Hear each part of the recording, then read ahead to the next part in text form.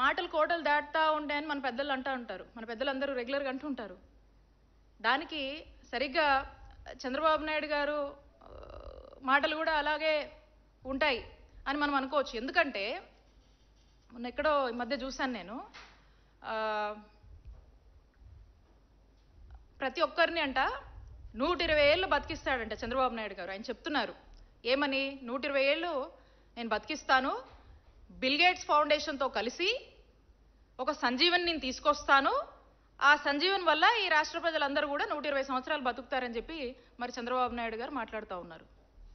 నేను చెప్తా ఉన్నాను, అంతెందుకు, మా గుంటూరు జిల్లాలో తురకపాలెం గ్రామంలో మెలియోడోసిస్ అని ఒక వ్యాధి, ఇంకా కూడా దాని ప్రాపర్ కన్ఫర్మేషన్ కాలేదు. ఈ వ్యాధి వల్ల 40 మంది చనిపోయారు అక్కడ. అందరూ కూడా మనం చూస్తే దాదాపుగా కూడా బిలో 45 ఏజ్ గ్రూప్ వాళ్ళు అందరూ. అండ్ ఈరోజు కూడా చూసాము, ఈనాడులోనే చూసాం, ఇంకా 3 కేసులు నమోదయ్యని చెప్పి చెప్తా ఉన్నారు.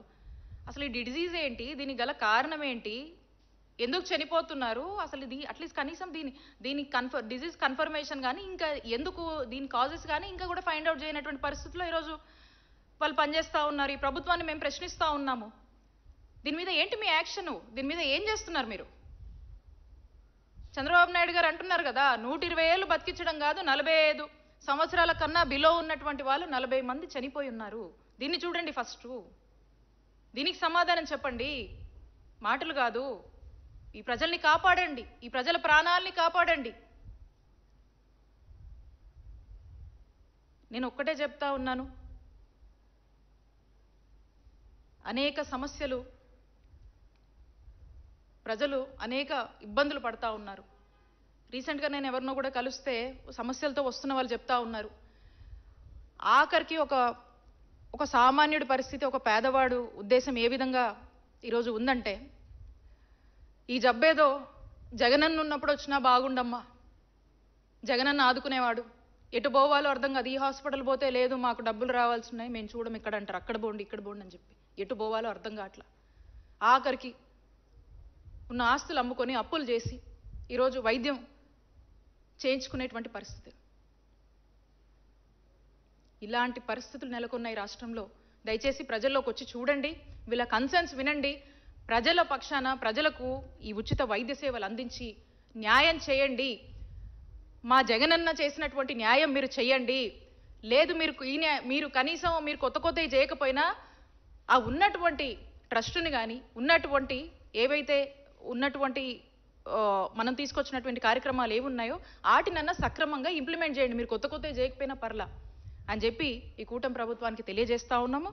మళ్ళీ కూడా స్పష్టం చేస్తుంది ఒకటే, మా నాయకుడు జగన్మోహన్ రెడ్డి గారు స్పష్టంగా చెప్పారు, వైఎస్ఆర్ కాంగ్రెస్ పార్టీ ప్రజల పక్షాన ఒకటే కోరుతా ఉంది, మేము తీసుకొచ్చిన ఏ రిఫార్మ్స్ అయినా, మేము తీసుకొచ్చినటువంటి గవర్నమెంట్ మెడికల్ కాలేజ్ కానీ ఈ ఆరోగ్యశ్రీ ట్రస్ట్ మోడల్ కానీ మేము ఏవైతే ఇవి తీసుకొచ్చాం, ఇవి గొప్పగా అమలు చేశామో వీటికి అగేన్స్ట్గా వెళ్ళి దీన్ని ప్రైవేటైజేషన్ అనే పేరు పెట్టి దీంట్లో మీరు బిజినెస్ వెతుక్కుంటున్నారో,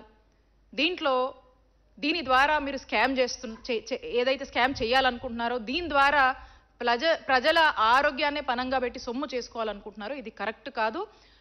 రేపు మా వైఎస్ఆర్ కాంగ్రెస్ పార్టీ, మా జగనన్న ప్రభుత్వం అధికారంలోకి వచ్చాక ఖచ్చితంగా కూడా ఈ ప్రైవేటైజేషన్లో మీరు వేస్తున్నటువంటి అడుగులు, తీసుకున్నటువంటి ఆలోచనని ఖచ్చితంగా మేము రద్దు చేస్తాము.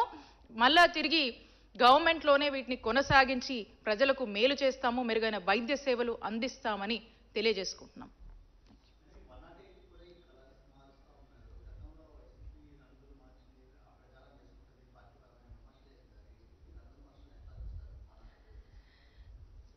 మీకు ఇందాక మా మాటల్లో స్పష్టంగా చెప్పాము, వీళ్ళకి ఎంతసేపు కూడా ఆరోగ్యశ్రీ అంటే ప్రజలకి వైఎస్ రాజశేఖర రెడ్డి గారు గుర్తొస్తారు, జగన్మోహన్ రెడ్డి గారు గుర్తొస్తారు. ఈ పేరుని పూర్తిగా ప్రజల్లోంచి తొలగించాలి, దీన్ని చెరిపేయాలి.